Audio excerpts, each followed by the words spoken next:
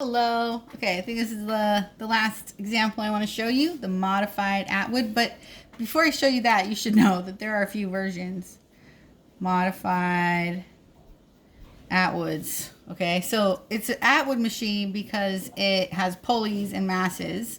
With the last one we did, which was classic, which was just around one pulley.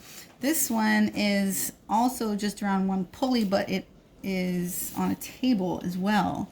So in this case, you could have mass hanging. And this is what you're going to do your lab on later this week. And so this is probably the most classic, where there is no friction and they're not counting the weight of the pulley or the ropes, things like that. Maybe this is like A, setup A. So setup B might be with friction, or actually that'd still be setup A.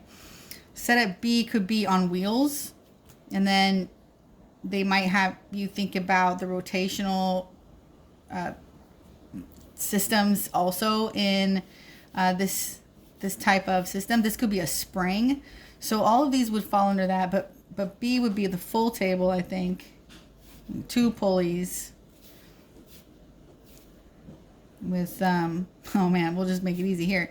You could just have M2 and M1, but this gets really interesting when they start putting masses in between. There are other options where you have many masses, which doesn't change the rules. You still do everything the same way. It's just that you have more pieces to the puzzle now. And my other favorite is an oscillator that produces like a wave, a standing wave. We'll talk about those too. Again, with the mass. Super fun if they put this on a spring. So these problems, this is like a master problem, like the monkey. It's one of those things that when you get these kinds of problems, you can get a lot more kinds of problems. I don't know. There's just a lot of juicy physics in it. So here is the modified Atwood.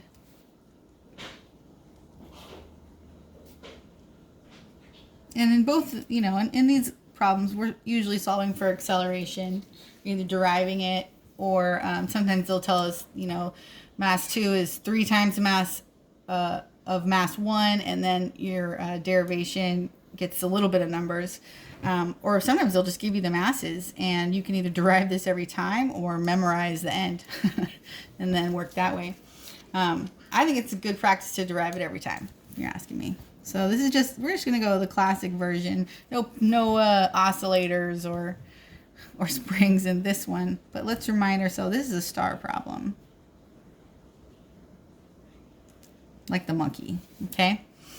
All right, so modified Atwood setup would be a table with a pulley and a hanging mass. We'll call that M2, as well as a mass on the table. Okay, so they'll also tell you which one is bigger, so you can predict acceleration. I'm going to predict it's going to go this way. Positive acceleration down, positive acceleration to the right, as I've drawn it anyways. So I'm claiming that that's my positive direction in each of these cases. And yeah, okay, cool. So next step, I'm going to set up my graphic because I like it this way. But there are lots of good shortcuts on Khan if you like the shorter version of this. I just think this way you actually understand what's going on instead of just memorizing some steps. In this case, let's say it is frictionless, and we're not going to consider the mass of the pulley itself or the rope. Okay, so say those are 0 as well. All right, sum of the forces. Now we do have 2 directions here, so we'll need to just add a coordinate system. And so let's write them down. Sum of the force, let's set it up. We're not even doing anything yet. We're setting this up. Sum of the forces in the x direction for object 1 are equal to mass of object 1 multiplied by the acceleration of the system. So says Newton's second law. Same thing for the y direction.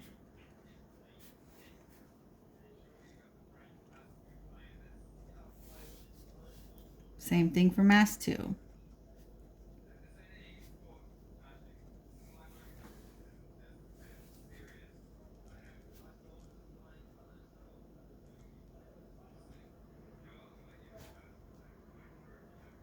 Okay, now a couple of these are probably going to be 0. Let's look. For mass 1, is it accelerating vertically? No. Sweet. Bye-bye. And for mass 2, is it accelerating horizontally? No. Bye-bye. So what seemed like a 4-piece problem is quickly a 2-piece problem. So let's see. What is the sum of the forces in the x direction for the first object? Put question marks so you can follow your notes later. That's the next question. Okay, so I'm going to say the only force acting on... Oh, I need a free body diagram. That's slowing me down.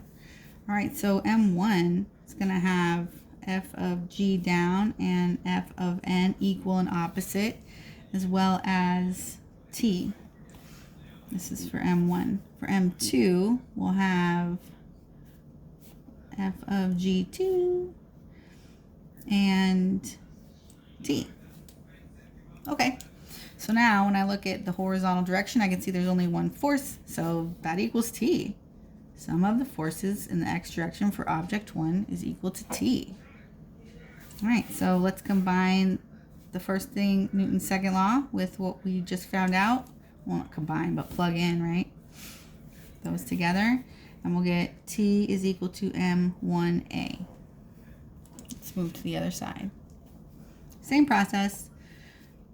We've determined that down is positive acceleration, and that fg2 would be equal to m2g, and we know that. So we can say that sum of the forces in the y direction, for object 2 is equal to, let's see, the positive will be m2g minus t. Okay? All right, so one of them is already solved for t, so I'm just going to, oh, wait, I didn't finish this one off, sorry. And all this is equal to m2a. In fact, I normally like to write that the whole time. Just keeping it down. I don't even usually write this one, to be honest. I just wrote that for you guys. For me, it makes more sense just to do it, plug it in, and keep it all together. Anyways. So we've got m2g minus t is equal to m2a, and we've got t equal to m1a. All right, let's plug them in. m2g minus m1a is equal to m2a. Remember, here is the t, which is the force due to tension, and we're trying to solve for a. So let's combine like terms by adding m1a to both sides. Cancel and rewrite. m2g is equal to m2a plus m1a. Let's factor the a out and make sure we still have complete math sentences, and divide both sides by m2 plus m1. Cancel and rewrite. A is equal to m2g divided by m2 plus m1. Oh, you guys can't see. I'm so sorry. I wish I could have heard you say something that whole time. So not going to re-record this. Maybe you were able to follow my my talking. Okay.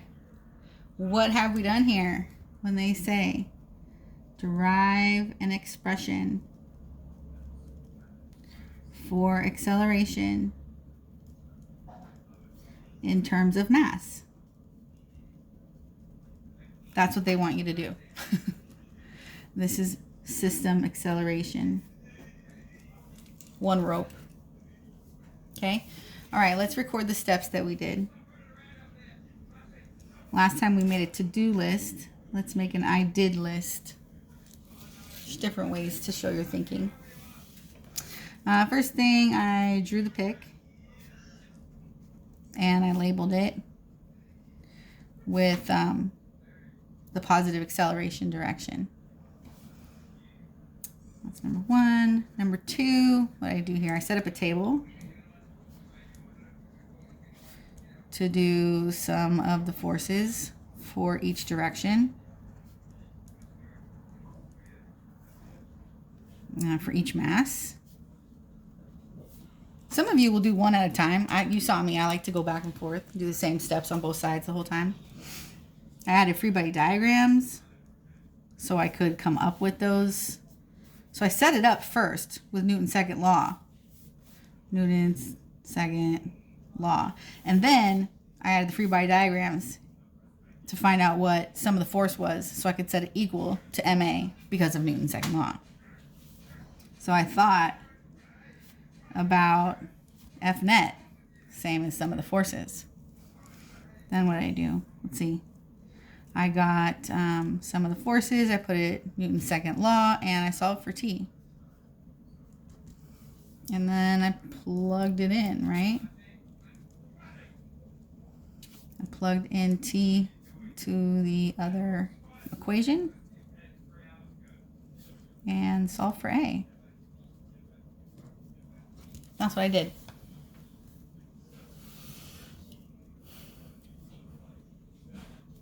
I'd love to ask you for steps like this in quizzes coming up, so that's why I've modeled them today. So your mission now, ready for your assignment in your notebook, do the same problem. Say it out loud if you know what I'm going to say. With friction. Derive an acceleration, or derive an expression for acceleration in terms of mass with this exact same setup, but if the mu is changed. Okay. So that would change a couple things, huh? That would change the free body diagram and what you put for here. So, not impossible. Just follow the steps and have fun, guys. All right, see you around. Bye.